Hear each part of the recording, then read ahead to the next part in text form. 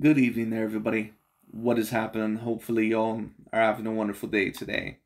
So, when it comes down to it, I thought that I would talk about this video and this topic that I found very particularly interesting to me. But, anyways, for those of you that are either new here or for those of you that may have been around here for a while, whichever overall you may be, at least in terms of my channel, and I certainly thank you for tuning in. For those of you that have decided to tune in, for those of you overall that do or don't know me, my channel is mainly a debate channel, and overall I love to have certain debates, usually mainly of course about sports. Now usually what my channel is mainly about is breaking down that of boxing and MMA, because I'm usually overall into that of combat sports. But I've been an all-around sports person for at least overall about 10 years now, ever since overall that I got into my teenage years, and now that I'm in my early to mid-20s. I've been watching NBA basketball and NFL football and tennis overall and boxing and MMA. I've been watching those sports for a very, very long time now, at least overall. Well, basketball and, the other ones, boxing, MMA, and NFL football. I've been watching those overall a little bit longer than what I've been watching tennis personally. But NBA basketball, of course, overall, I always paid attention to it throughout at least the 2010s. And of course, if you paid attention to that decade, you knew that the greatest player of that decade, at least most people would say, of course, was LeBron James. Well, LeBron James, of course, overall was able to break the all-time scoring record within NBA history. He was able to finally surpass Kareem Abdul-Jabbar within that overall of the all-time scoring record. And I believe now that he is the leading scorekeeper, which, of course, is an all-time great accomplishment. But the big question is, especially on the Skip and Shannon Undisputed show, where they're going to debate it, and I'm also going to talk about it, does this clearly make LeBron James the greatest player of all time? Does it not even put him in the same conversation as Michael Jordan? Does it not have as much of an impact? Or does it not put him on the same level as a Jordan, a Kareem, a Bill Russell, any of those guys? Or is LeBron James a little bit below those guys? Does he maybe not quite deserve to be mentioned with those guys? What does this all-time scoring record really mean for that of LeBron James? Is it as significant as some other people try to say that it is? Well, I'm going to explain my points of view. I'm going to explain who I believe are the greater players between LeBron, Bill Russell, Kareem, Michael Jordan, and some other players when it comes down to it. And I'm going to talk about, in my view, what does this all-time scoring record truly mean for that of LeBron James. But anyways, let's get straight into it. Let's see what Mr. Skip and Shannon have to say. Did passing Kareem close the case once and for all about LeBron being the GOAT? Well, I didn't need that. I always thought it was GOAT before he had this record, although most of us, I thought back in 2018, the way he was playing, that he was going to break the record. Even if he was 6th or 7th in scoring, I was saying that when he wasn't top 5 in scoring. I was saying that I believe he was the GOAT based on what he's done, how he's played the game, and what he's been able to do once he got to a team that hadn't had a whole lot of success before he got there. LeBron now is #1 in points, 4th in assists, 9th all-time in steals, 9th in threes. And look, I get what Jordan did. Jordan won 6 titles with the same team, but LeBron has won 3 titles. And Jordan had historically great coach. Well, LeBron James actually has won 4 titles. I wonder, because certain people overall do not count that 4th and final championship that LeBron James had with the Lakers, because it was a bubble championship, and on top of that, they got time to rest. I get certain people's points. I personally counted myself, and the reason why that is because overall, I was favoring the Clippers that year, and I actually thought that the Clippers were going to beat that of the LA Lakers, but of course, they didn't show up very well, at least in the second half of that series against the Denver Nuggets. But, you know. A historically great coach, especially in Phil Jackson. And so to win 3 titles, 3 different teams, 3 different systems, and he won one. Well, he said 3 different teams overall in that one. I'm not really sure what Shannon's trying to say there. Anyway. With Eric Spoelstra, won with Ty Lue and Frank Vogel. LeBron has done it longer at a high level. So even if you want to say what Jordan had, his apex was higher. LeBron hadn't come down. We saw Jordan in Washington. He wasn't looking like that, and he was in year 14 and 15. So for me, I never had a doubt. I didn't need him to break Kareem's record, although I knew that he would. But Listen, this is going to be my argument personally. If you just want to know my argument personally, do I believe that LeBron James is the greatest player of all time? No, I don't. I think that LeBron James is an all-time great player. I think that he's, around the top 5, certainly top 10, no doubt about it. Personally, do I believe he's on the Michael Jordan level? No, I do not. Do I believe that he's on the Kareem Abdul-Jabbar level? No, I do not. Do I believe that he's on the Bill Russell level? No, I do not. Do I even believe that he's on the Magic Johnson level? No, I do not.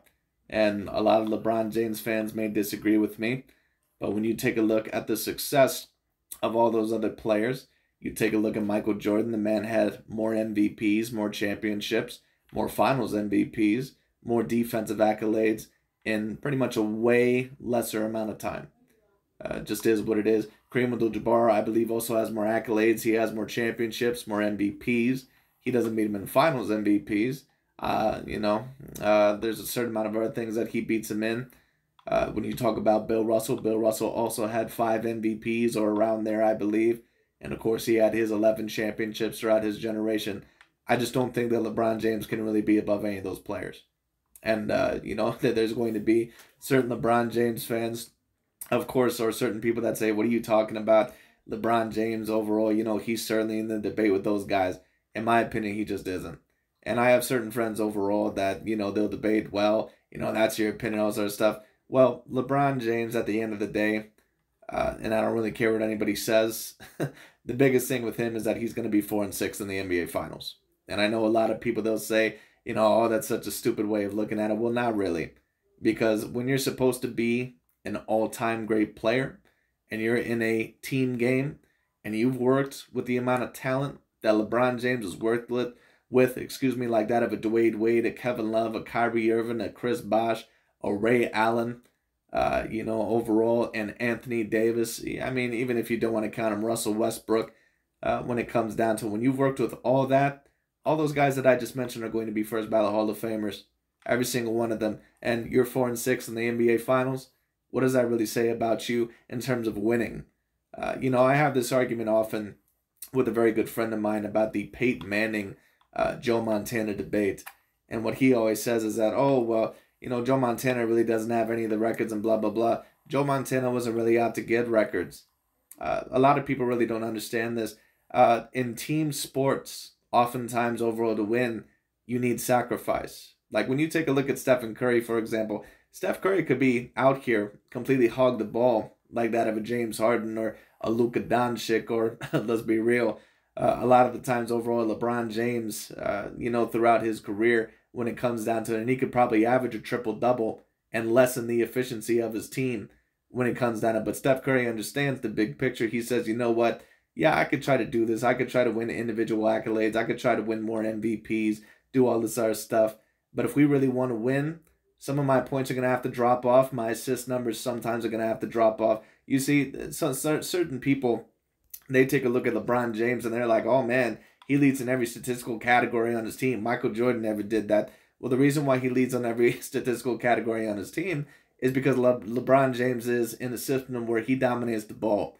And you'll see that with other players as well, like that of a Luka Doncic, like that of a James Harden, like that of a Russell Westbrook. People overall, they're so happy a lot of the times overall. I mean, it's been a little bit more exposed now, especially ever since Russell Westbrook. He's been a little bit more exposed than that of James Harden.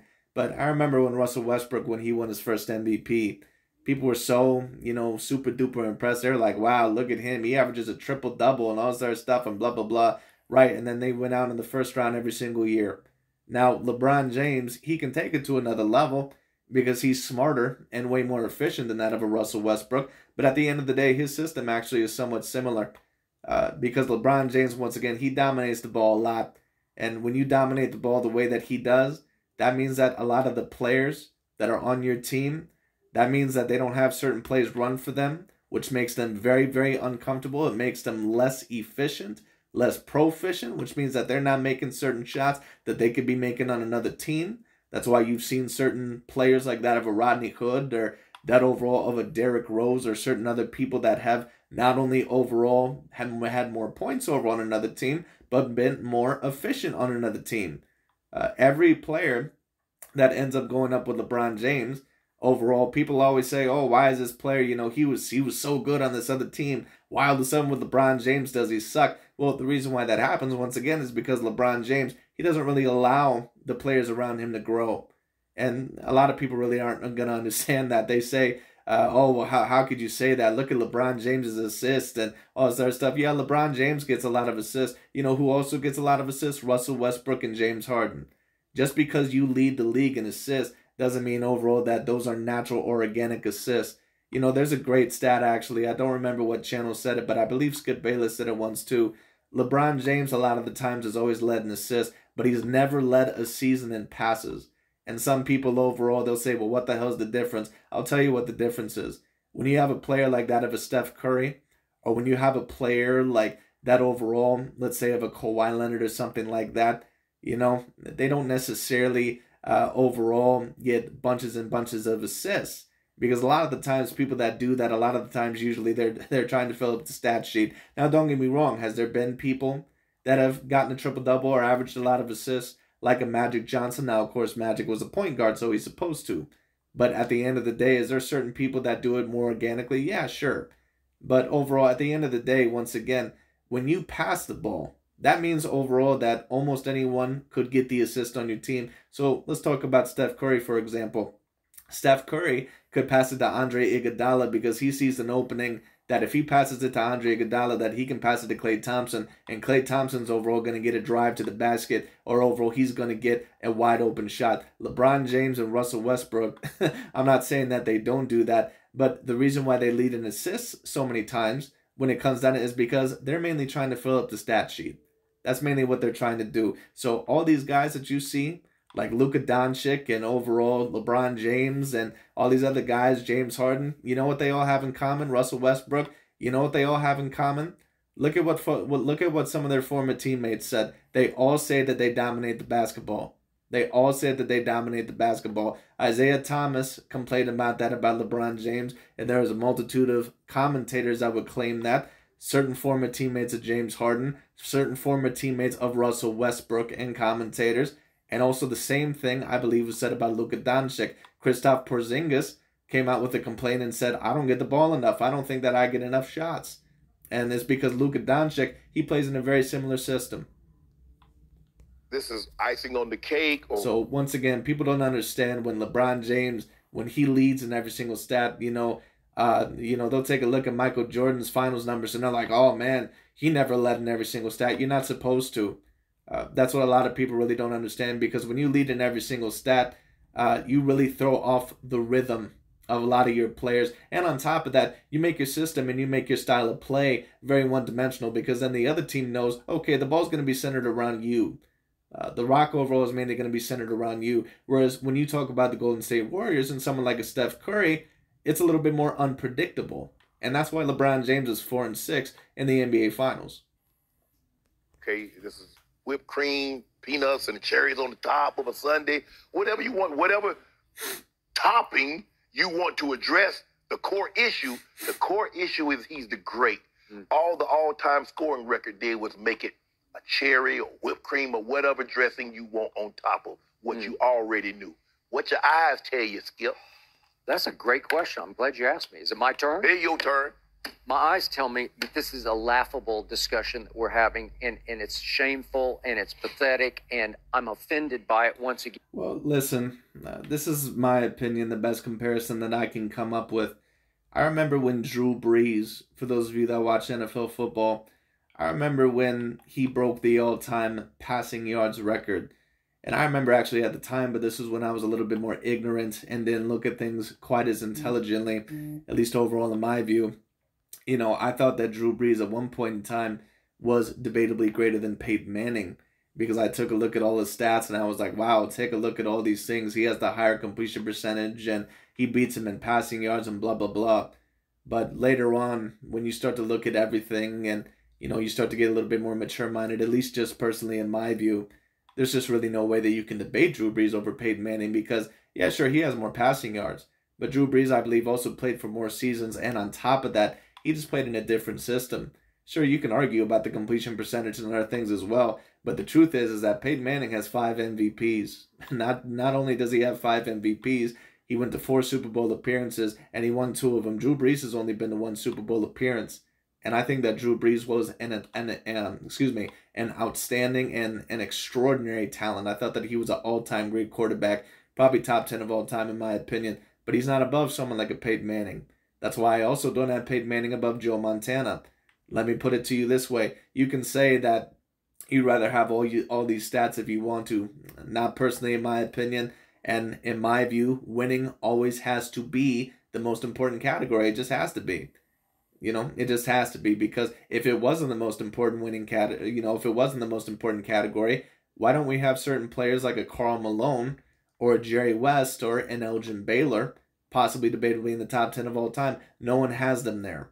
The only reason overall why people all of a sudden debated with LeBron James is because this is the era of these bitch fanboys that always try to debate overall that their favorite player is above this guy just because they want them to be. I did a debate not too long ago about the Novak Djokovic versus Roger Federer, an adult debate, and a lot of the time statistics do matter, but especially in a team game, you have to really be careful with how you read them. In an individual sport like that of boxing, or like that overall of tennis, it's a lot more comparable, especially or easy to compare, especially if they play in the same era. But in football, or in basketball, or in soccer, it's a little bit harder, because they can play in different systems and may play different positions, and especially if they're in different eras, you have to be very, very careful. You can't always just compare it side by side. Like I remember overall, I was talking to a friend, and he's not the only one to make this point. I was saying that in my view, Magic Johnson is greater than that of LeBron James, and his main point was that, oh, well, Magic can't be greater than LeBron because Magic overall, he can't score like LeBron James can. It's not that he couldn't. It's just that Magic Johnson, he wasn't asked to. He wasn't allowed to. See, when you're a point guard, at least overall, a main point guard, like what it was meant to be, with mainly getting everyone involved and mainly passing it first when it came down to it. You led in assists on your team. You're not usually going to lead in shots attempted. It's just not going to happen. Magic Johnson wasn't allowed to take, overall, 20, 30-something shots overall per game. He wasn't allowed to do that. He's a guy that, took anywhere from probably, about 10, maybe 15 shots per game. Sometimes maybe not even that much, because overall Magic Johnson, he was not asked to do that. All right, a lot of the times he was not I'm not saying overall that sometimes he wouldn't be the lead main scoring option, but Kareem Abdul-Jabbar a lot of the times overall could be, or, possibly even somebody else. So a lot of people, once again, they take a look at LeBron and they're like, oh man, he leads in every single stat. That's not a good thing. A lot of people don't understand that. Now, there's certain people that have won something, and yeah, they've just happened to get that. But when you take a look at Magic Johnson, Michael Jordan, Bill Russell, Kareem Abdul-Jabbar, what you notice about every single one of their stats, especially in that of the finals, they don't lead in every single stat. And the reason why that is because they actually play in a real team play type of basketball that actually wins multiple championships. That's why every single one of those players was more successful than LeBron. But I take nothing away from what LeBron just accomplished. That's all you try to do. No, I don't. I've been. It's not really taken away from someone overall just by telling the truth. There's so many people overall that take a look at it like, oh, you trying to take away from the man. It's really not taken away from anything just by saying that there's players that are greater than him, and there's multiple players that are greater than him. It just is what it is. Honoring with every word I've spoken what he achieved as a longevity, durability achievement. But if we switch gears now to GOAT, it ain't even close, to borrow one of your favorite expressions. And I don't even understand. I agree with that. I don't think that LeBron James really is super duper close to Michael Jordan to the point to where it's that debatable. Now, if LeBron James, would have won 6, 7 championships in his career, you could certainly debate him as the greatest of all time, but you cannot be the greatest of all time. And, you've pretty much been also throughout the modern era, and you don't have as many championships, as a guy overall that was probably about 40 pounds less than you when it came down to it, shorter than you, when it came down to it, lighter than you, and played in a more defensive era. Sorry. And on top of that, that guy was able to win more MVPs, more finals MVPs, more championships, and a Defensive Player of the Year award. You never won that. And more defensive teams? Like, nah, I'm sorry. How you can begin to make a case if we start with the fact that obviously LeBron has now played 330. Like I said, it's almost kind of like comparing Joe Montana to that of Peyton Manning, but it's even worse because at least if you compare Joe Montana and Peyton Manning, you could at least say, oh well, you know what, Peyton Manning has more MVPs, and all this other stuff. In my opinion, Joe Montana still clearly is above Peyton Manning because they're both statistically significant for their era. They both have a multitude of MVPs, and their eras were just completely different. And Joe Montana clearly overall was the bigger winner and way better in the playoffs. No doubt about it, way better. At least overall with his consistent numbers and not choking. Peyton Manning, a lot of the times he would choke in the playoffs. That's why his playoff record is like 13-12 or 14-13 when it comes down to it.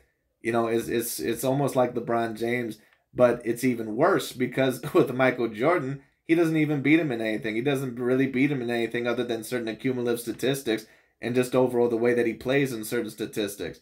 Other than that, Michael Jordan pretty much hasn't beaten in everything. He hasn't beaten overall PER.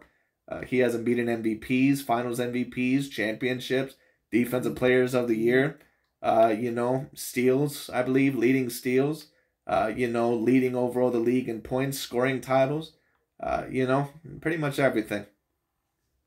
More games than MJ did, so we can throw out all the all the stats, the career stats. Yeah. They don't count anymore. Durability. Yeah. It's not LeBron's fault that Jordan couldn't stay healthy, or he got burned out. How is that LeBron's fault? He did stay healthy through '98, and then he.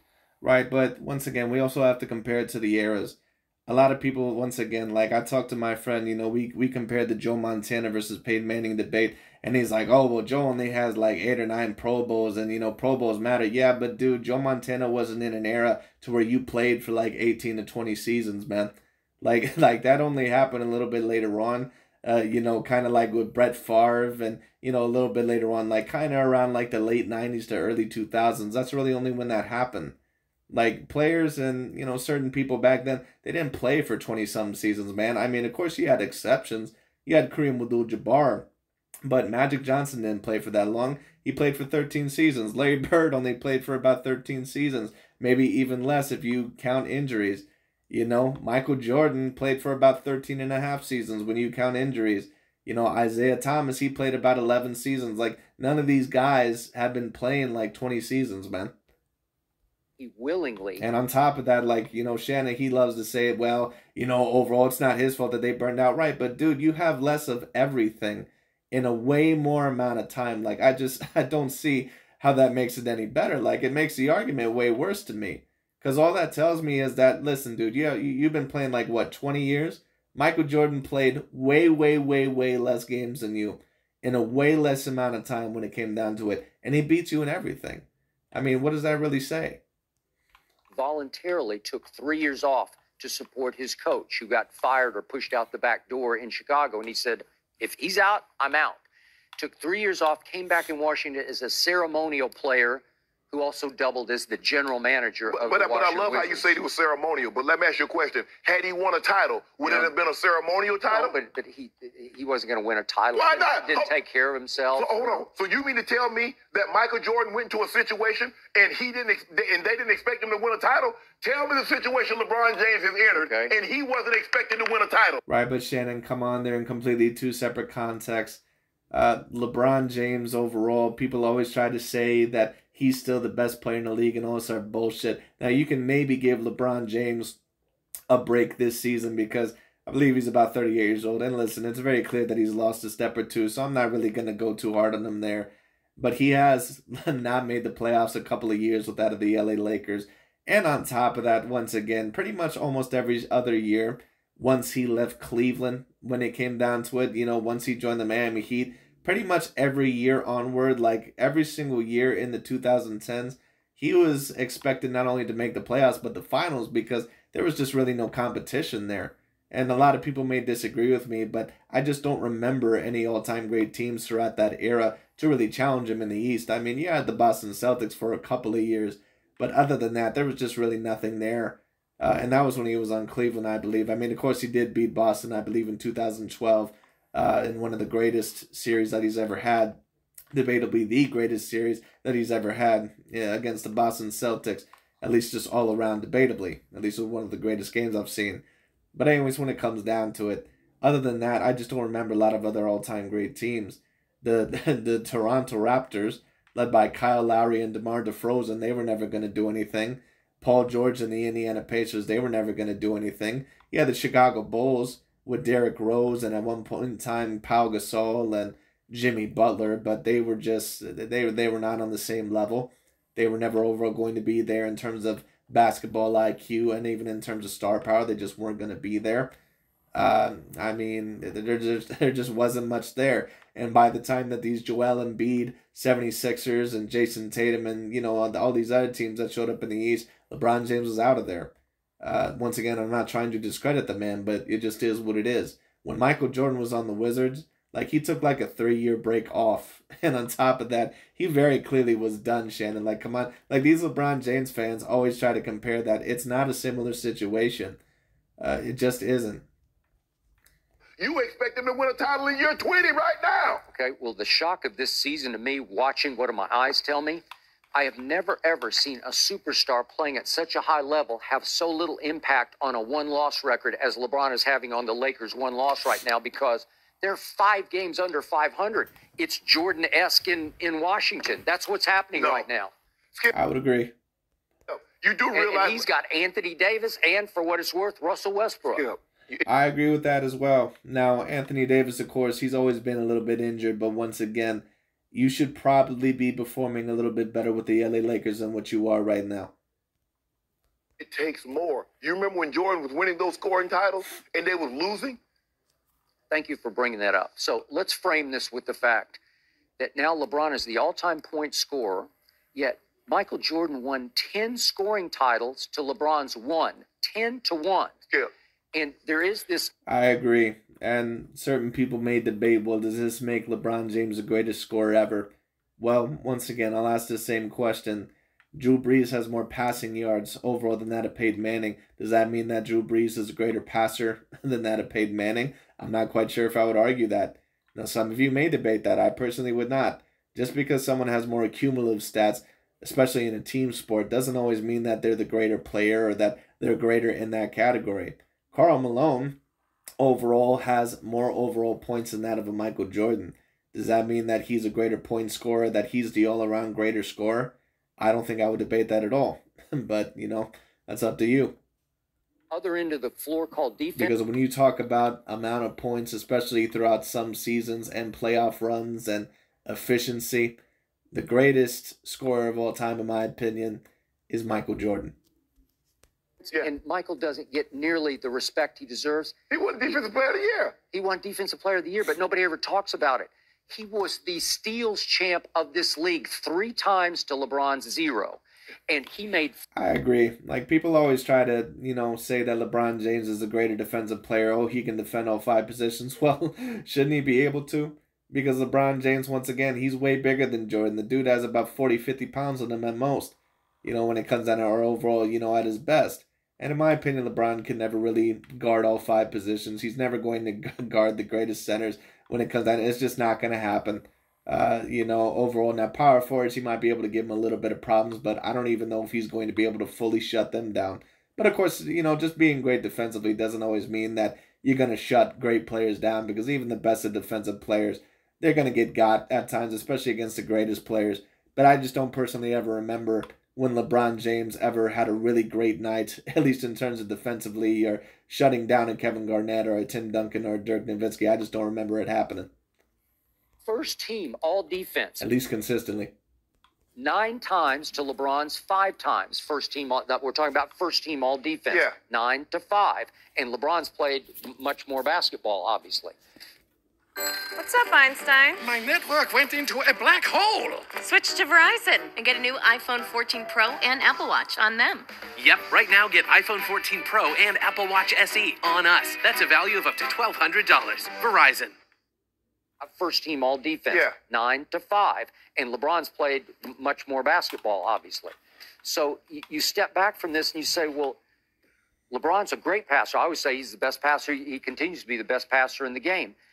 If Michael Jordan had wanted to be LeBron James, he would have been LeBron James. But they didn't ask him to be because he didn't want to be. So what if I would somewhat agree with that. Listen, what I'll say is this. There might be certain things that LeBron can do that Michael Jordan may not be able to do as well.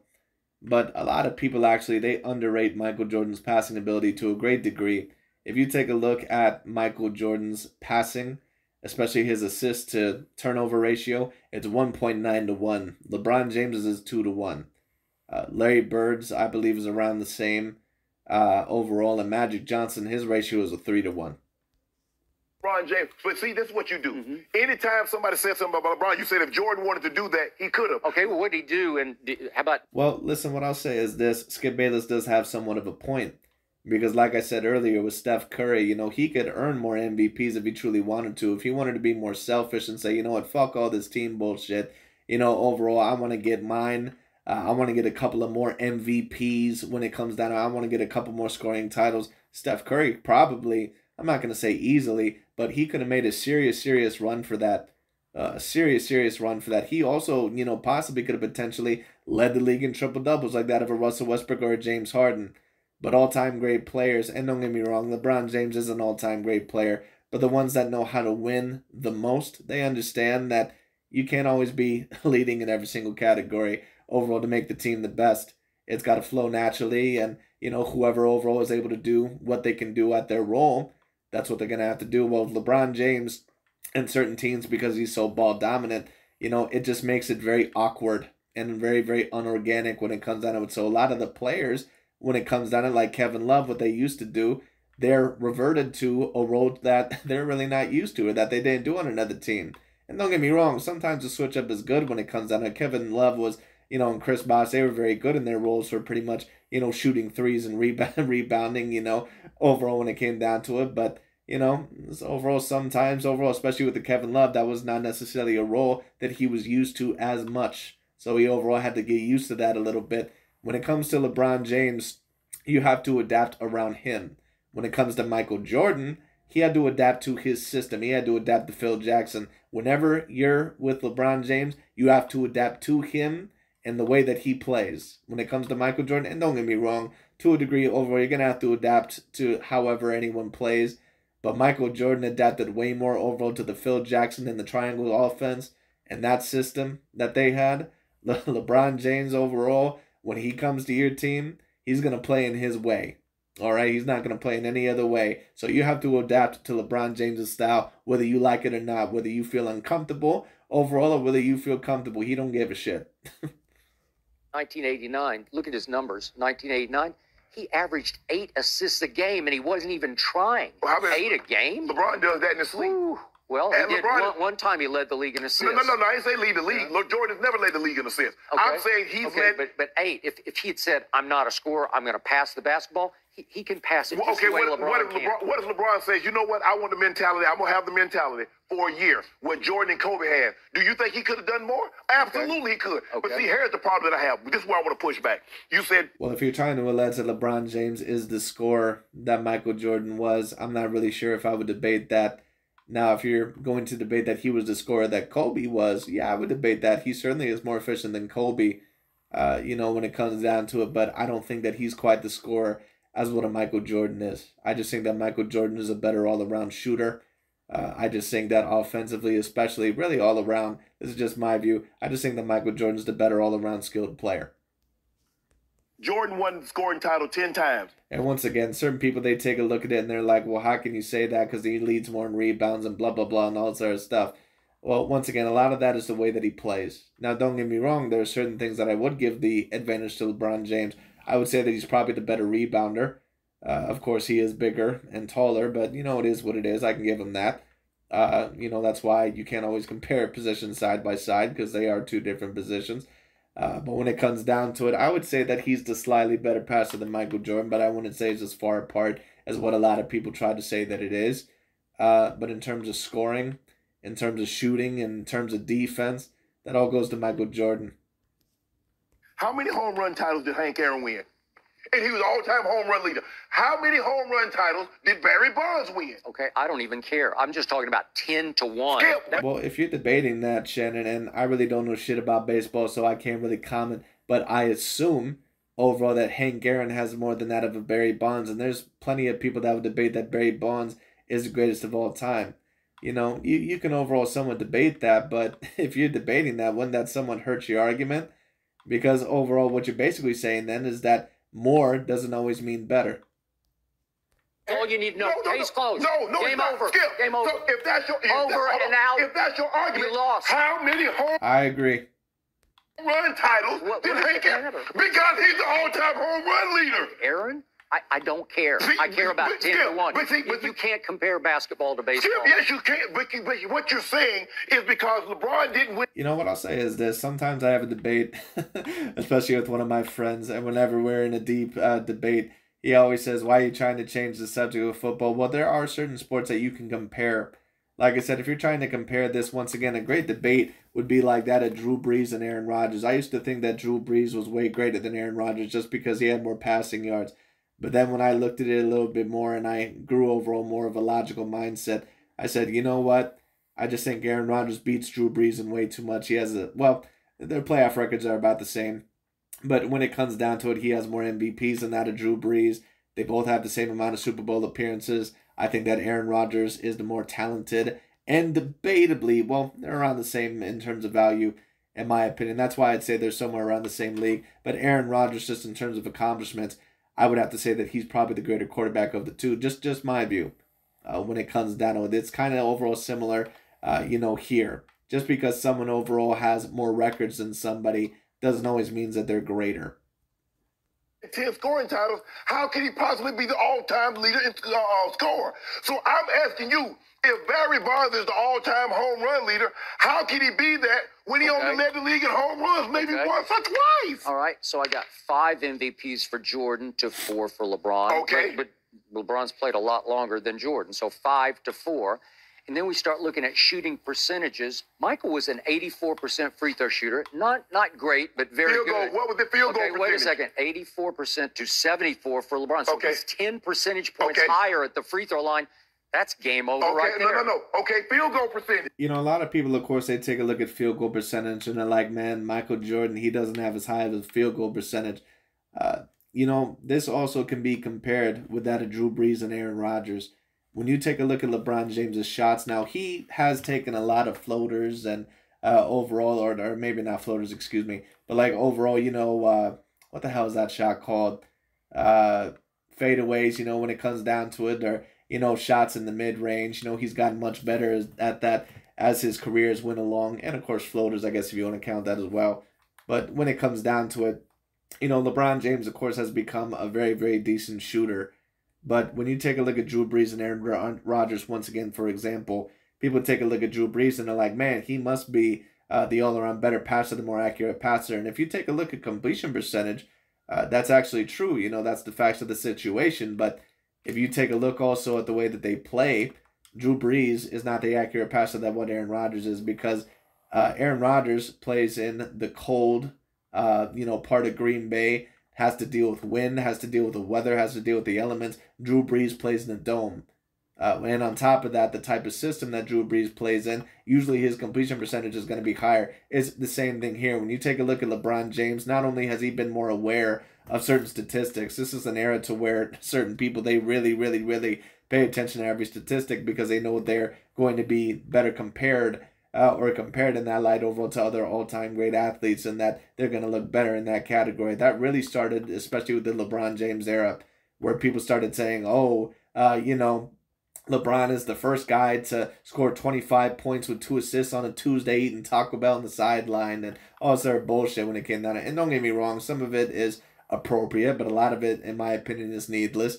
But when it comes down to it, like I said, when you take a look at LeBron James, sure, his completion percentage is higher by a little bit, or his completion percentage, his field goal percentage is a little bit higher.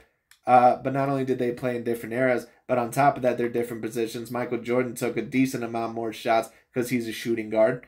And on top of that, when it came down to it, most of his shots were not as close to the basket as what LeBron James's were. And you can take a look at the metrics for that. Most of LeBron James's shots come within about 2 to 3 feet of the basket, which of course are more accurate shots. When you talk about overall that of, Michael Jordan, his were usually a little bit further because he couldn't always usually bully his way to the basket because, yes, he's an athletic freak, but he's not a guy that's 270 pounds like a LeBron James can be. So that's the difference. 3-point percentage. You got to keep. Now, some people may say, well, why should LeBron James be punished overall because of that? Well, once again, people talk about the field goal percentage, but overall, the field goal percentage is not really because LeBron James is that much more efficient than Michael Jordan. It's really overall just because of their positions and the amount of shots taken when it comes down to it. And on top of that, the eras, and on top of that, the type of shots they've had to take. And on top of that, the bad Wizard years that Michael Jordan had, where he only shot like 43%, I believe, both of those years, or somewhere around there, when he was completely done. And on top of that, the field goal percentage is only like a differential by like less than 1%. Owen, what's the 3-point percentage for Jordan? Okay, again, they did not feature it in the... Right, but come on, Shannon, like, you know better than that. The 90s was a time to where they did not shoot the 3-ball as much. Today, man, especially because of guys like Steph Curry, like, you literally, almost every single player on your team has to be able to make a 3 these days. Otherwise, your team might debatably be a little bit less efficient. I'm not going to say that every player necessarily, but a decent amount of them are going to have to. Like, people shoot the 3-ball so much more when it comes down to, like, people take a look at Joe Montana, for example. They love to say, oh, man, he never had a 4,000 passing yard season. Joe Montana wasn't a dude to where he threw for 4,000 passing yards. That was a time to where, like a Troy Aikman, for example, he made the Pro Bowl sometimes just by throwing 2,500 yards.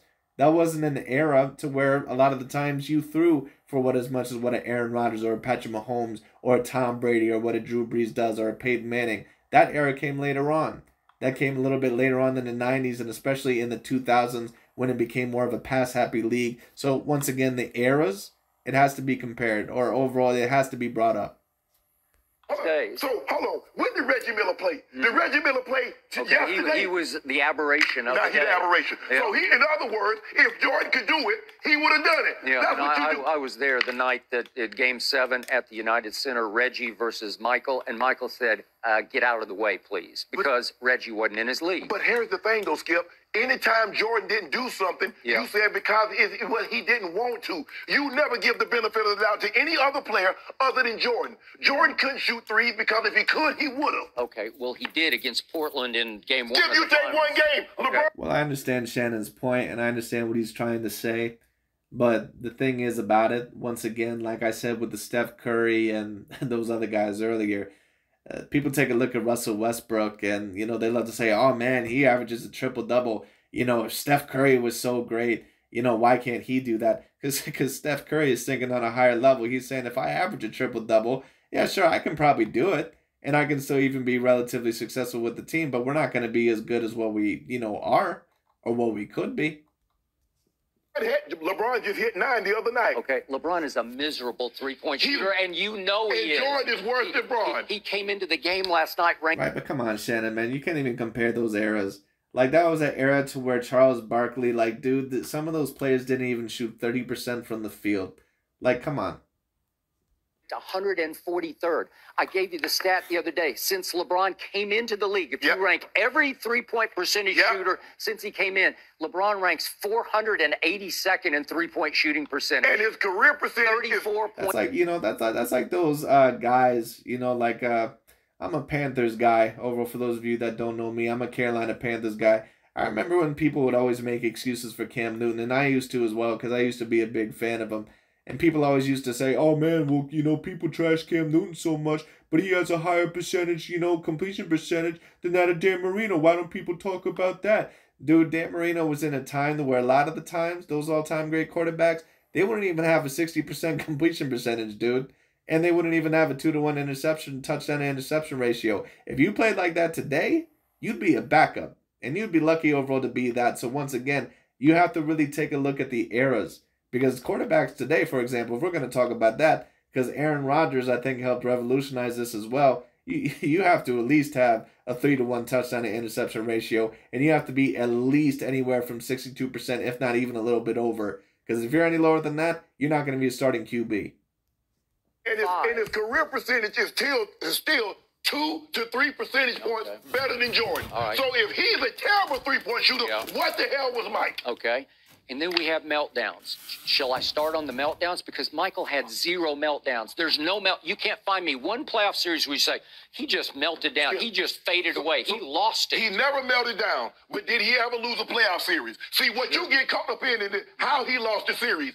Did you win or did you lose? That's all the thing on the menu at my restaurant. When you club the company, Club Shay Shay, you get a dub or you get an L. So which one did he get? Orlando, 2009. He hits the shot heard around the world to even the series at 1-1, and he goes to Orlando, and they lose 2 games, and then they lose in 6. They get closed out. He averaged 38. He averaged 38 points, 8 rebounds, 8 assists. Yeah, okay, go ahead. Everybody, ESPN said, "Boy, you got to give it up to the." You know, once again, a lot of people, they love to take a look at LeBron James in these series, and once again, this is not a LeBron James trashing video, but it is what it is. It's just the facts of the situation.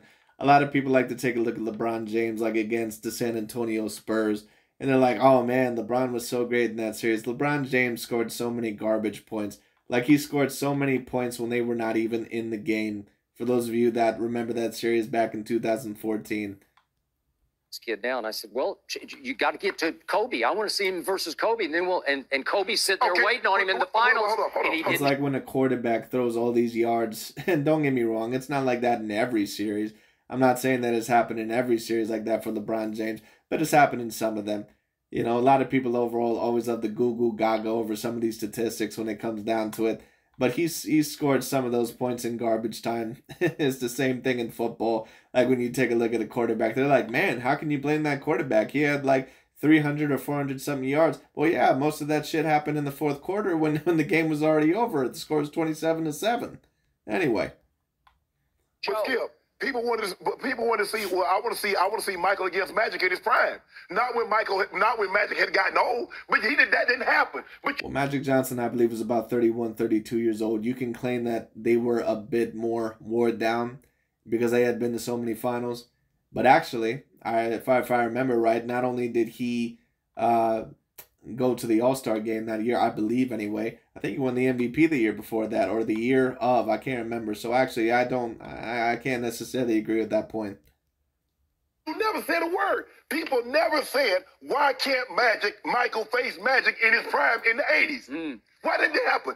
Why couldn't he beat Bird in his prime?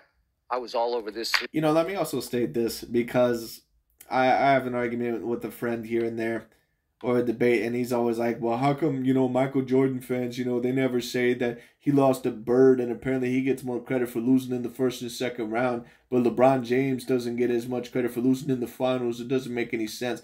Well, here's the problem with that.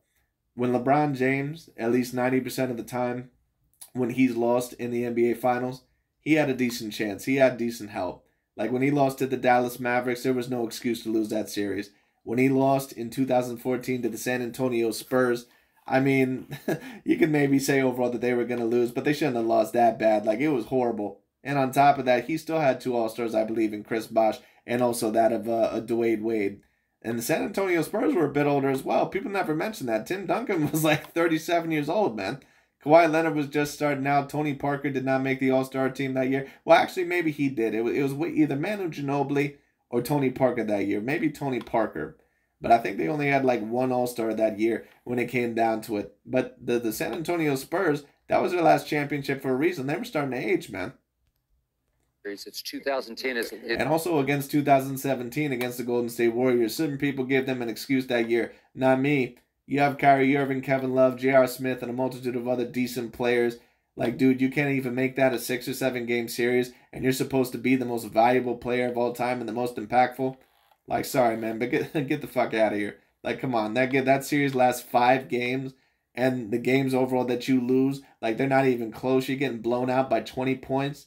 And you have 2 other all-star level players on your team. Like, come on. At the end of his first go-around in Cleveland, they're up on Boston because I thought LeBron played his greatest ever game in Game 3 at Boston on a Friday night. I was mesmerized by it. They go up 2-1, and right on schedule, they lose 4, 5, and 6. And Dan Gilbert, his owner of the Cleveland Cavaliers, accused LeBron of quitting, and somebody within his inner sanctum leaked to ESPN that LeBron had to be sedated for 4, 5, and 6 because of a problem with the teammate in the locker room. And I'm like, what? Let me ask you a question. Can you tell me the team? Can you tell me the team that they put together to beat Jordan. You do realize the Boston Celtics did not draft Kevin Garnett. You do realize they did not draft Ray Allen. But what did they do? Right, but you know what? Let me also explain this. When Michael Jordan, and I just told you guys about LeBron James. Now, I give him a little bit of a break in 2007 and in 2015. I give him a little bit of a break for those years. You know, I give him a little bit of a break, but even then you can grill him a little bit if you want to.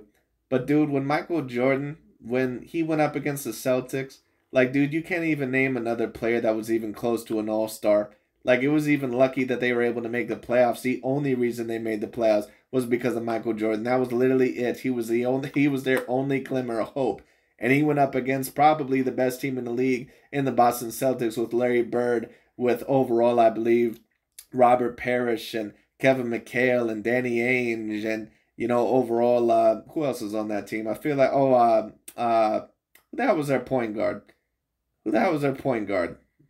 I can't remember, goddammit. But anyway, when it comes down to the overall, you know, all those players, you know, maybe even some more that I'm not mentioning, like, they literally faced off against the 80s version of the Golden State Warriors. I'm not going to compare them 100% side by side, but basically what I'm saying is that they played the best team in the league, debatably, in the first round for a multitude of years, at least with the Celtics. That would be like LeBron James if he was in the West and he had to face off against those 2017 Warriors in the first round every single time. And on top of that, you don't even have Kyrie Irving and Kevin Love. Got those guys. So tell me the team that was put together. Was Jordan ever accused of quitting by an owner? Well, seriously. You said he quit. You said did he not quit in 1993 when he didn't play for a year and a half? What the hell was that? Well, he got forced out. Nah, he got forced. Shannon is getting so pissed off. What the hell was that? Well, okay, what about the next year? Okay, what about after the last 98? Did he not quit? 98? Yes. Well, he did, but on principle, yes, he stopped. No, he didn't quit. He retired. He retired. He just said, I'm not going to play anymore. You fire him, I'm out. And so he quit. Stood by. So he pouted. He pouted. He retired. He did not pouted. He retired. And then, That's different, though, Shannon. Listen, once again, this is not a shitting on LeBron James party, but I've seen LeBron James quit in a multitude of series and in a multitude of games. I'll never forget in 2018 when the Golden State Warriors, when they swept his ass, and in that final fourth game, he left early. Like, come on, man. it just is what it is. And some people, you know, they'll say, oh, well, they weren't going to win anyway. Yeah, but come on, man. Are you kidding me? Like, I'm sorry, but to me, overall, that's just embarrassing. Bring up Dallas, first go round. And he even quits in certain games to where, overall, you know, he even has a chance to win.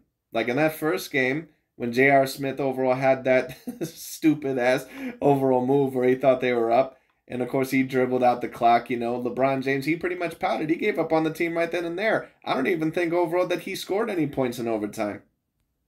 With the Heat, 2011, I've never seen anything like it before. He goes up 2-1. Yeah, and, of course, that 2011 Dallas Mavericks series, that was an absolute embarrassment. You know, there's this one channel overall that makes a lot of the same points that I do. Also has great videos. Chronicles of Judo 144. Great basketball videos. Overall, when it comes down to it, he's one of the only ones, at least one of the first ones, that also makes a lot of these points when it comes down to it. But he said something that I have to agree with. That Dallas Mavericks series that LeBron James had, that might be the biggest choke in team sports history. Because he said a very good point, at least even in football. Like, if you want to talk about Tom Brady against the Giants or Peyton Manning, at least you can say that they just had one horrid bad game. LeBron James had a horrible 6 games in that series. He was horrible throughout that whole series. And they out-talented the Mavericks literally 3-1. Like, that was embarrassing. Goes back to his hotel, according to ESPN, and he's making a list. I'm going to tell him so and tell him so, tell him so. And games 4, 5, and 6, even you have to admit, it was not a pretty sight. But Skip, I remember when Jordan went up 2-1 on the Pistons. Did anybody say he quit? No, because they lost. Right, but dude, Jordan competed against the Pistons literally tooth and nail. And those Pistons for a couple of years, they were the best team in the league. Like, LeBron James fans always bring this up like it's an actual good point. Dude, it doesn't make any sense. LeBron James, when he was against the Dallas Mavericks, he out-talented with his team, the Dallas Mavericks, literally 3-1. LeBron James, you know, when he was facing up against them. Michael Jordan, when he was up against the Pistons, he was out-talented with that team 3-1 or 4-1. And he still was competing with them tooth and nail. He still was taking them sometimes 6, 7 games. Now, a little bit later on, of course, he would have Scottie Pippen to kind of help him out. And then, of course, he had a migraine with his pussy ass. But it is what it is. Anyways, when it comes down to it. But overall, you know, like I said, LeBron James, like, that's a completely different situation. They had hell to pay. And just because you lose a game doesn't mean you quit. But there are certain players overall who have quit. LeBron James, I've seen him quit. When it comes down, I've seen other players quit. Trying to stop it. Hold on, no, Skip. See, you keep saying that. I think I've seen James Harden give up on the Philadelphia 76ers a couple of years ago. Or maybe that was the Brooklyn Nets. I can't remember. Had hell to pay. And they wrote books on how the Jordan rules. At the end of the day, he lost. Okay. But you see, what y'all do, if y'all found a way. There's a difference between losing and quitting, Mr. Shannon Sharp. And I understand what you're saying. But I don't think that is the best of points. I don't think that LeBron James, to be fair, against the Dallas Mavericks, at least from what I remember, I don't think that he necessarily quit in that series. He was just horrible. To romanticize losing when it comes to Jordan. Like when he dropped 63 against the Celtics, they lost. That was pretty romantic to me. Who in the hell get credit for losing? And Larry Bird, your favorite player growing up. Well, LeBron James actually gets credit for losing quite a bit. Aaron Rodgers gets credit for losing quite a bit. Because those guys are very, very popular within the media. They're also very popular with Shannon Sharp. I've also said this. You notice that a lot of LeBron James fans, you know who they're also very big fans of? Aaron Rodgers. Aaron Rodgers fans, you know who they're also a very big fan of? LeBron James. 2 peas in the same pod. Upset. I think I just saw a guy. Add Peyton Manning to that list as well. In sneakers, and his name is Michael Jordan. But he lost. Nobody else in the history of basketball has been given credit for losing like Michael Jordan because he did it. Bullshit.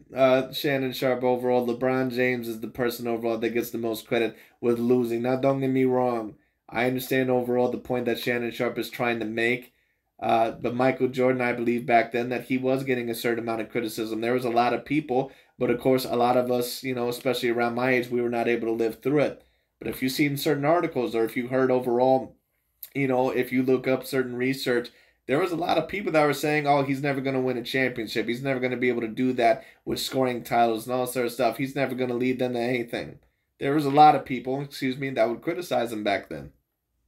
With a flare. Okay. He could fly through the air. He had his tongue hanging out, and he had the big baggy short, and he had great-looking shoes. Y'all romanticize losing for this man. I'm not saying that he's not great, because he's ill. I'll be foolish to say that.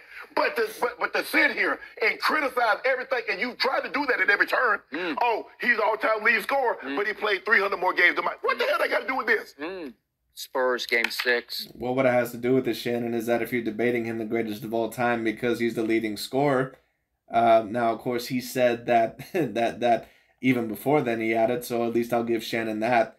But once again, if someone's debating that LeBron James is the greatest of all time because he's the leading scorer, once again, the man played way more games when it came down to it. And on top of that, he's in a generation to where you can play a lot more.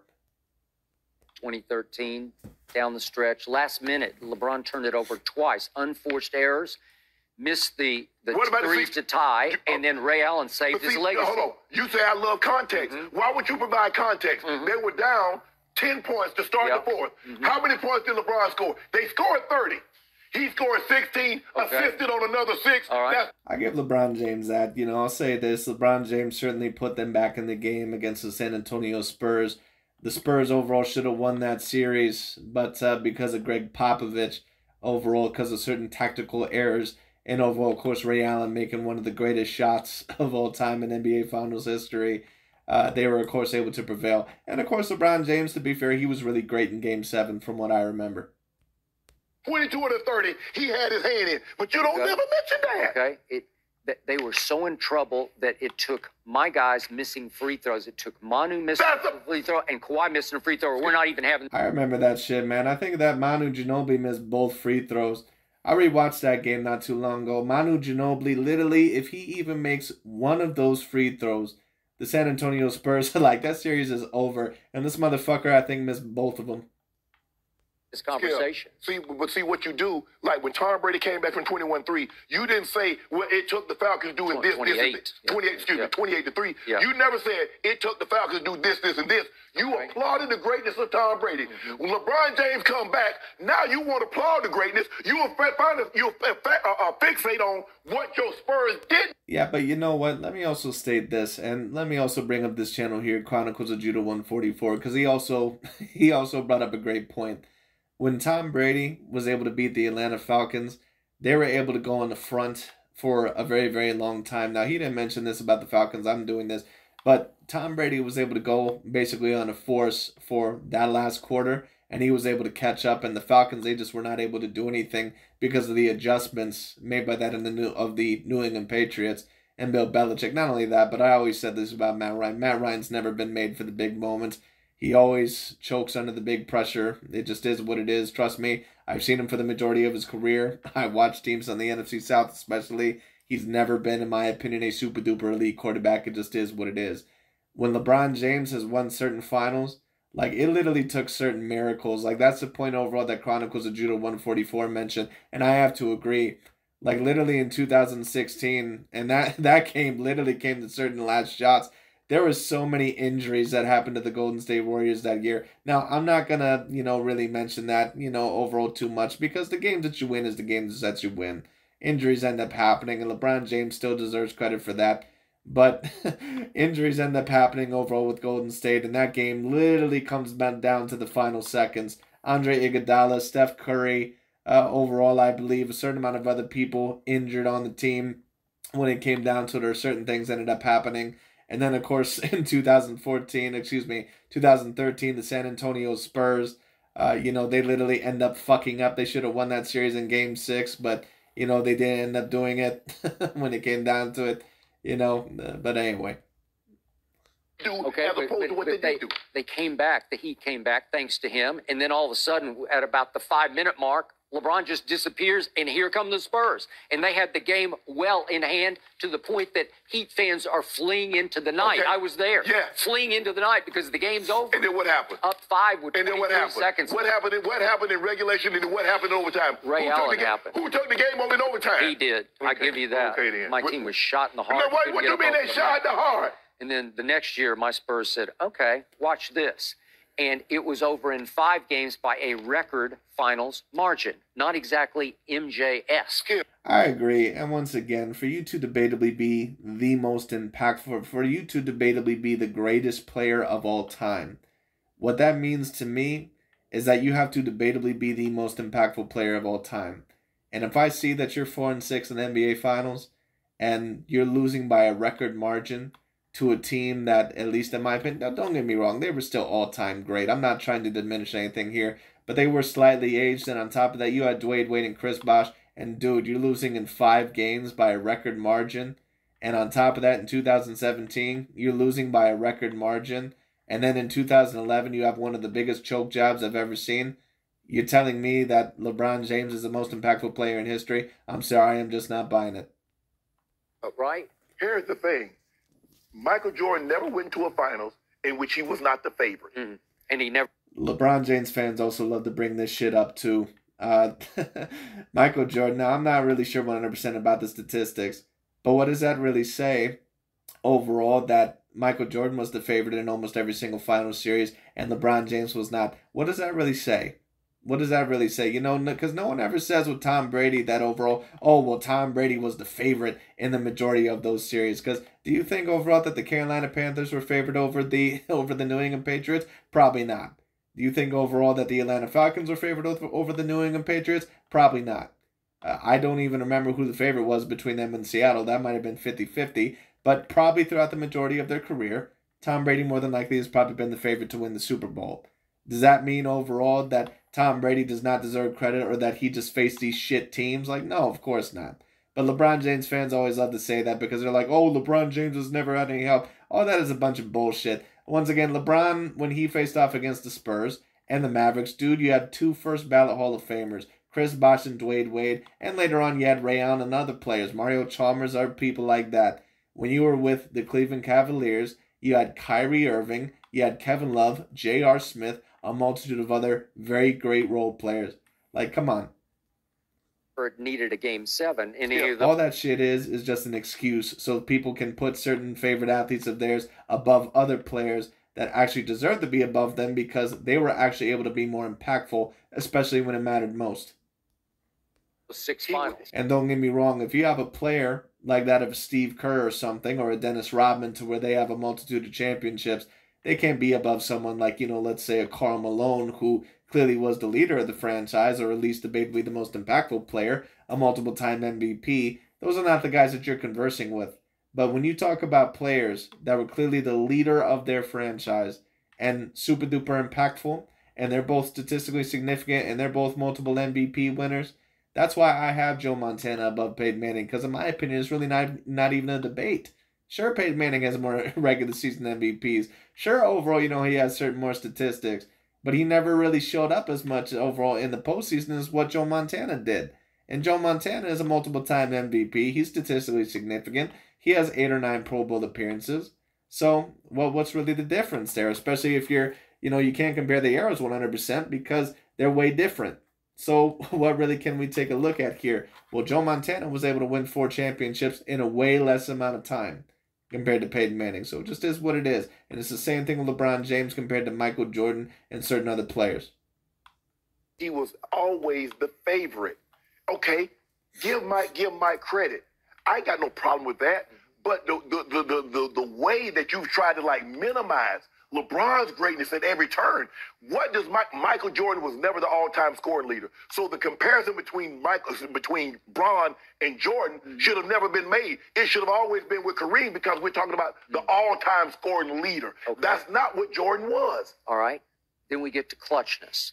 And again, I give LeBron high marks because he has made some clutch shots, and you've got them all listed. There are some. It's 20 years worth. And yet, if you look at the overall 20 years just in you do regular and postseason, and you say, wait a second, since LeBron entered the league, nobody has even come close to missing as many clutch shots as LeBron James. Late and close shots. Yeah. He's 30 clear of KD and Russ on that. 30 clear. But you do realize that LeBron came in. Well, a lot of that is more than likely probably regular season, so I'm not really sure if I'm going to count that. Because I maybe would have believed KD, but Russell Westbrook, there ain't no fucking way that I'm taking Russell Westbrook over LeBron James in the clutch situation. Ain't no way. And even Kevin Durant is questionable. Now, if you're talking about making a clutch final shot, maybe, especially if he's on the Golden State Warriors, because I think Kevin Durant is a better shooter than LeBron James. But, over Russell Westbrook, no. But to be fair to LeBron James, he has shown clutch ability in that of the playoffs. Has there been times to where, he clearly has not shown it? Yes. Or that, overall his system or that his, the way that he plays, that it's going to negatively impact it? Yes, but he has had his clutch moments. I've seen it against the Toronto Raptors. I mean, to be fair, the Toronto Raptors, they were never going to beat LeBron James in the first place. It just is what it is. They remind me of the Atlanta Falcons, or they reminded me overall of the Pittsburgh Steelers. Well, I shouldn't even say that. They remind me more of the Atlanta Falcons. Every single time over they were in a pressurized situation, I would always see Matt Ryan shivering in his boots. Same thing with DeMar DeRozan with the Toronto Raptors. They were never going to do shit.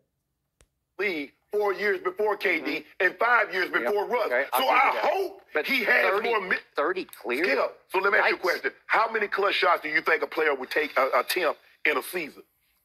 What's up, Einstein? My network went into a black hole. Switch to Verizon and get a new iPhone 14 Pro and Apple Watch on them.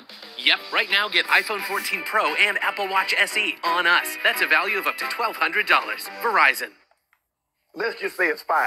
So it's 5, and he came in 4 years before KD. It's 5 or 6 before, and he came in 5 years before Russ. So by sure numbers, that's about right. Okay, and his Achilles heel has always been the late game, close game free throw line because he has missed since he entered the league 17 of those, which is very high because the next on the list is J.R. Smith at 8. So it's 9 clear, 9 clear to J.R. Smith. Just for my clarification and the people at home, Jordan has never missed a late game free throw.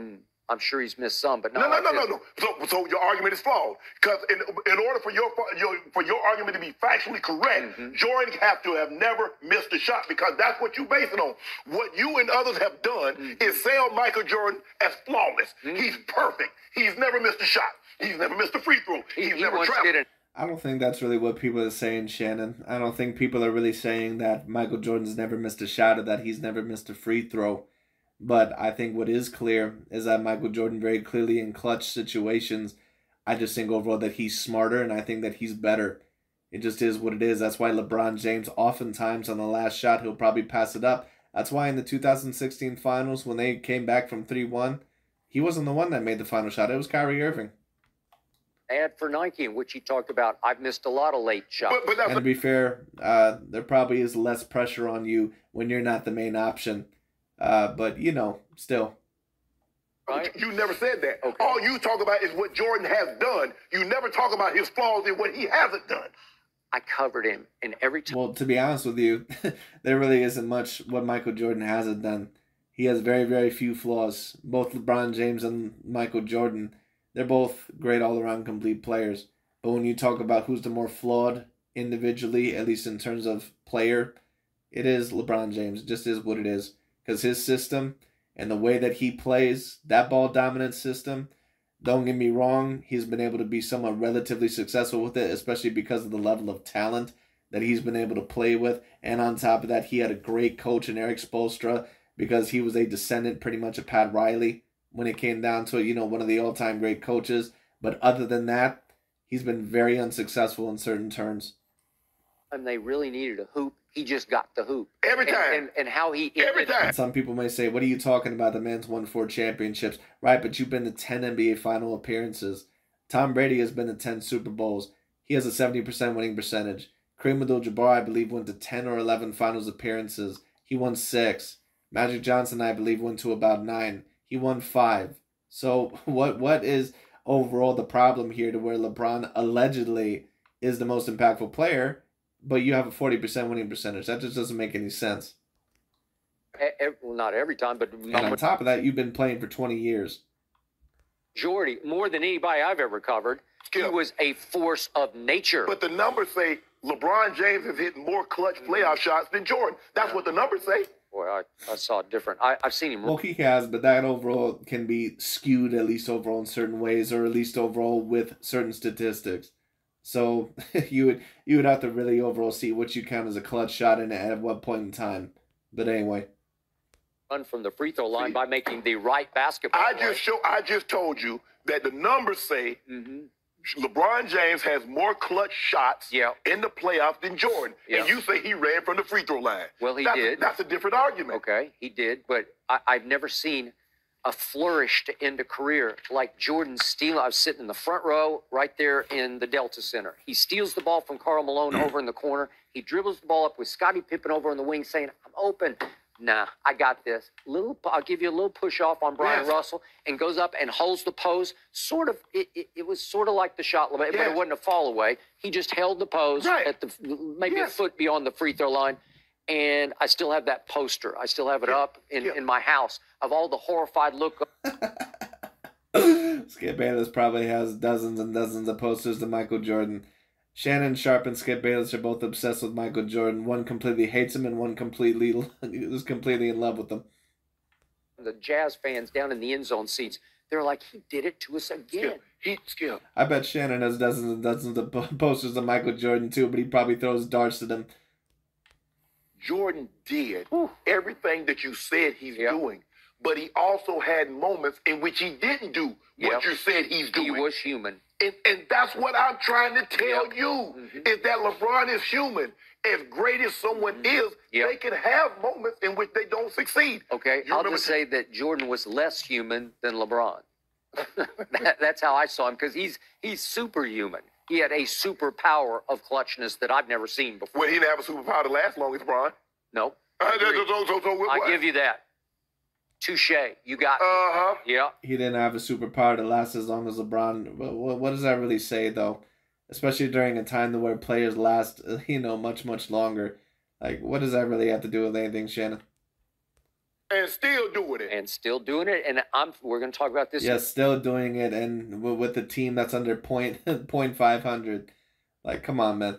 And still doing it, and still playing losing basketball. Few minutes, but I'm assuming he could do it for maybe 4 more years. It wouldn't shock me. You 4 more years, you should start chanting. 4 more years. You should hope not. You should hope not. I should hope so. I love to talk about LeBron. The record will be so far out there. Then what's your case? There's no case to be made on the record unless Cam Thomas can average 50 a game for the next 13 First of all, years. The two highest scoring averages ever is Jordan and Wilt, a little over 30.